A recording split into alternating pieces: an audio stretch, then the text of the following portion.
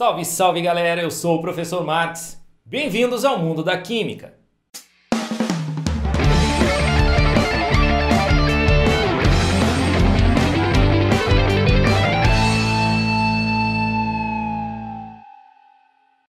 No vídeo de hoje a gente vai começar os polímeros, falando especificamente aí dos polímeros de adição. O que são os polímeros? É aquilo que a gente costuma chamar de plástico, né? Dizem que a gente está vivendo hoje a idade do plástico, né? O homem já passou lá pela idade da pedra, a idade do ferro, a idade do cobre, a idade do bronze. Hoje dizem que a gente vive a idade do plástico. Tudo que pode ser trocado por alguma coisa polimérica tem sido feito. Muitas partes do seu carro hoje são feitos de polímeros. Muita coisa que está à sua volta agora, o tubinho da caneta, a moldura do seu monitor que você está assistindo ou no seu próprio celular. Um monte de coisa à sua volta hoje é polímero, tá? Então é interessante a gente ver essa parte. Bom, polímero vem do grego polimeros e significa muitas partes, certinho? Então um polímero é uma macromolécula formada por moléculas menores que são os chamados monômeros, a partir de uma reação de polimerização. Então na polimerização, um monômero, né, ou os monômeros, vão se unindo para produzir o polímero. No caso dos polímeros de adição, simplesmente os monômeros vão se unindo para gerar o polímero a partir da abertura de uma dupla ligação. Então, característica de monômeros que vão formar polímeros de adição é o fato dele ter dupla ligação, certo? Então, as pequenas partes têm duplas ligações que se abrem e essas ligações vão se unindo, os monômeros vão se unindo para originar o polímero, a macromolécula, certo? Muito bem. Aqui um exemplo de uma reação de polimerização, no caso específico da produção do polietileno. Então veja que a gente está partindo do etileno, que é o nome comercial, né, do eteno, né? Então você tem ali duas moléculas de eteno e essas moléculas estão se unindo pela abertura da dupla ligação e a formação lá do polímero. Para isso a gente aplica pressão e temperatura, certo? E aí, alguns casos, né, a presença de catalisadores também. Olha só, a gente não consegue controlar exatamente quantos monômeros vão se unir para gerar um polímero. Pela faixa de pressão e temperatura a gente consegue regular uma faixa, né, na quantidade ali. Por exemplo, tá um exemplo. De 100 a 200 monômeros vão se unir para formar o meu polímero. É muito difícil fazer esse tipo de controle, tá? O mesmo polímero ele pode ter aplicações diferentes de acordo com o tamanho da cadeia polimérica que ele tem, certo? Silicone, por exemplo, ele pode funcionar como adesivo, ele pode funcionar como nas próteses, né, de silicone, ele pode funcionar lá para dar aquela limpeza lá no painel do carro, no volante do carro, tá? Então, pequenas modificações podem fazer com que o polímero tenha aplicações completamente diferentes, tá bom? O polietileno, por exemplo, ele pode ser utilizado para fazer frasquinhos como esse, que a gente compra remédios e tal, saquinhos como esse aqui, ó, saquinho, sacolinha de mercado, saquinhos que vem pãozinho, essas coisas, beleza? Eu falei para você sobre polímeros de adição. Isso é uma forma de classificação dos polímeros. Uma das formas é classificá-lo quanto ao método de obtenção. Polímero de adição, como eu já falei para você, é aquele tipo de polímero em que os monômeros vão se unindo pela abertura da dupla ligação e aí vai tendo a união dos vários monômeros para gerar o polímero.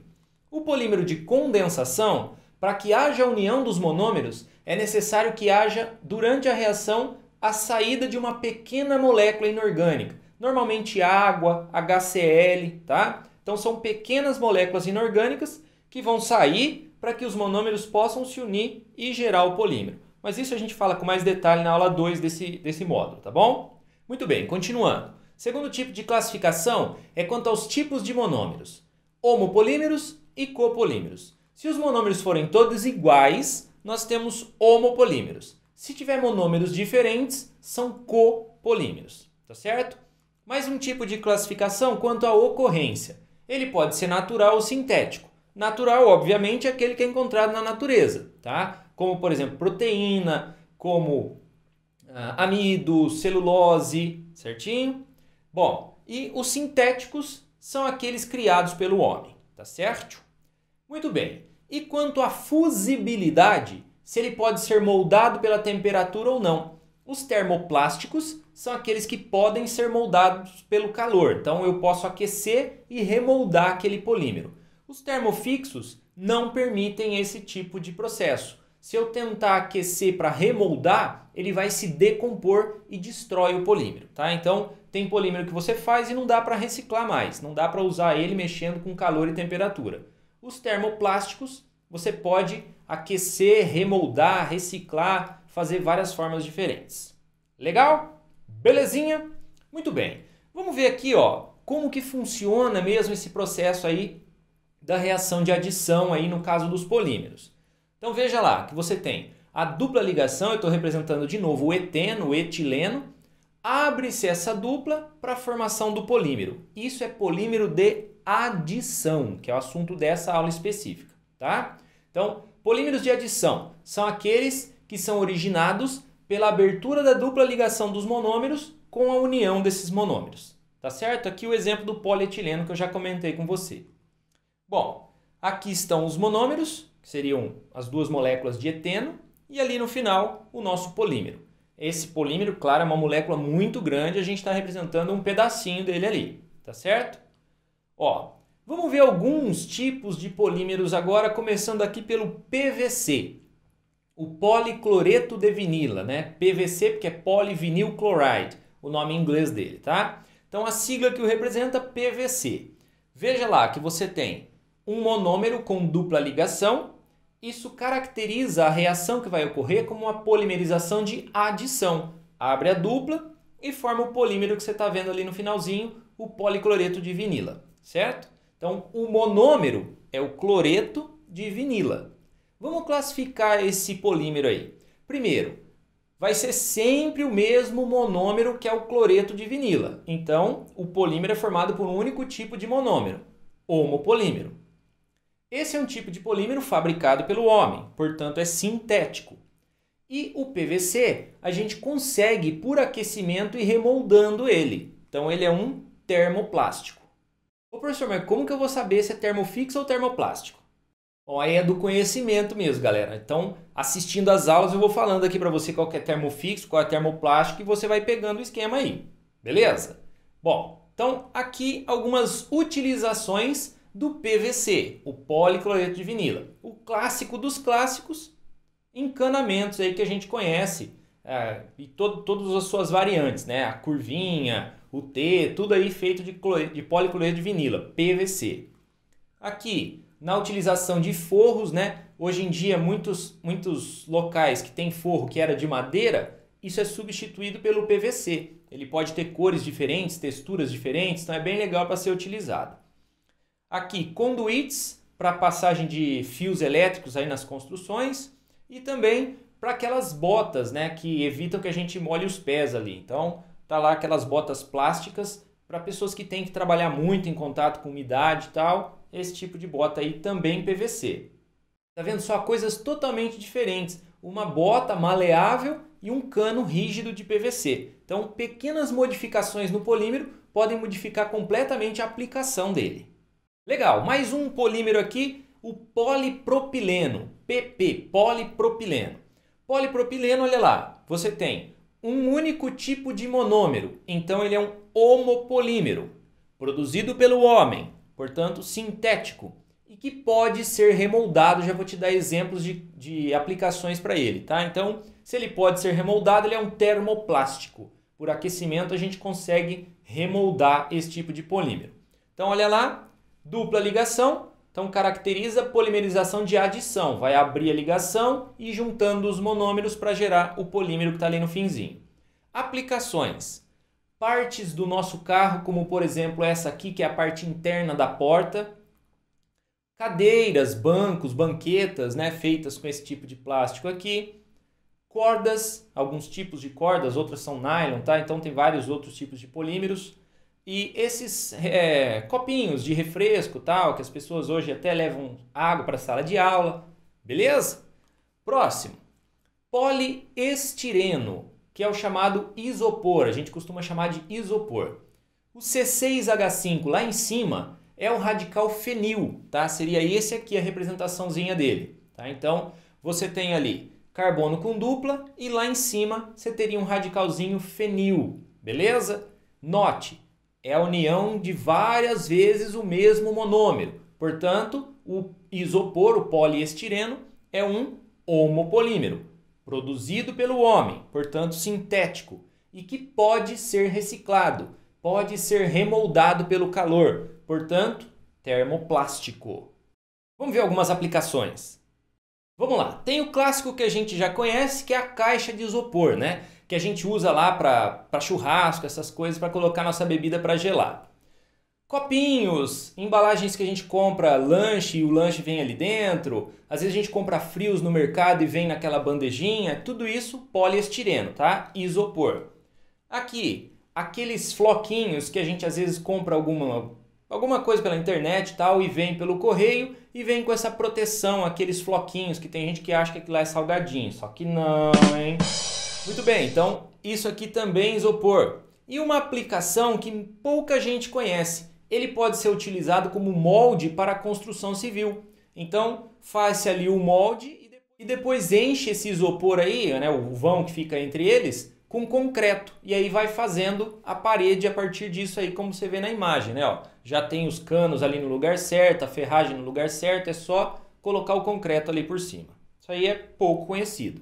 Ele é utilizado também na construção civil, na laje. Então, para você deixar a laje mais leve até, né? E também ela vai trabalhar na questão de isolamento de calor. Beleza? Legal. Continuando, o Teflon, o politetrafluoretileno. Teflon é marca, na verdade, tá? O nome dele ali seria o politetrafluoretileno. Esse é o nome mais correto para o polímero. Lembrando mais uma vez, Teflon é marca, tá? Veja que você tem sempre o mesmo monômero. Então, homopolímero. Homopolímero de adição, certo? Duplinha ali, vai abrir a dupla para ir juntando esses monômeros. Produzido pelo homem, então sintético, e pode ser remoldado por calor, termoplástico. Certinho? Muito bem. Quando a gente fala em Teflon, a primeira coisa que vem na cabeça são as panelas, né? Então ele é o antiaderente das panelas. Mas olha outra coisa que é Teflon e que não tem nada a ver. Aquela fita que se utiliza na ponta do encanamento quando você tem a rosca ali e vai juntar uma parte com outra para evitar vazamentos, né? Que é chamado de veda-rosca, certinho? Então, isso aqui também é Teflon. Olha lá, outra aplicação, naqueles cabos coaxiais, né? Que se utiliza para ligar, por exemplo, uma antena na parte traseira da TV, aquela partezinha branquinha do cabo coaxial é de Teflon, beleza? E aqui, ó, lubrificante, tá? Então, tanto em spray quanto líquido ali, ó, lubrificantes. Beleza? Tá vendo só? Aplicações diferentes para o mesmo tipo de polímero. Legal, vamos para o próximo. Tá lá o metilbut-1,3-dieno. Esse aí é a borracha natural. Essa é a borracha natural, certinho? A partir desse monômero aqui, se obtém o polímero que é a borracha natural, o poliisopreno, certinho? Tá lá, ó, poliisopreno. Borracha natural. Para que a gente consiga usar essa borracha natural, a gente vai ter que fazer um processinho nela que é a chamada vulcanização. Já já eu te falo sobre isso. É um homopolímero, sempre o mesmo monômero. Ele é natural, certo? A borracha natural e termoplástico, porque pode ser moldado pelo calor. Algumas aplicações. Produção dessas luvas cirúrgicas, produção de preservativos, tanto masculino quanto feminino. Ali alguns tipos de brinquedinhos de criança, né, feitos de borracha. E uma das partes do pneu. A produção de um pneu é bem complexa, não é tão simples assim. Chega, pega a borracha, molda lá e tá tudo certo. Tem um monte de partes para a produção de um pneu, tá bom? Mais um dos componentes ali, certamente, é a borracha natural, certinho?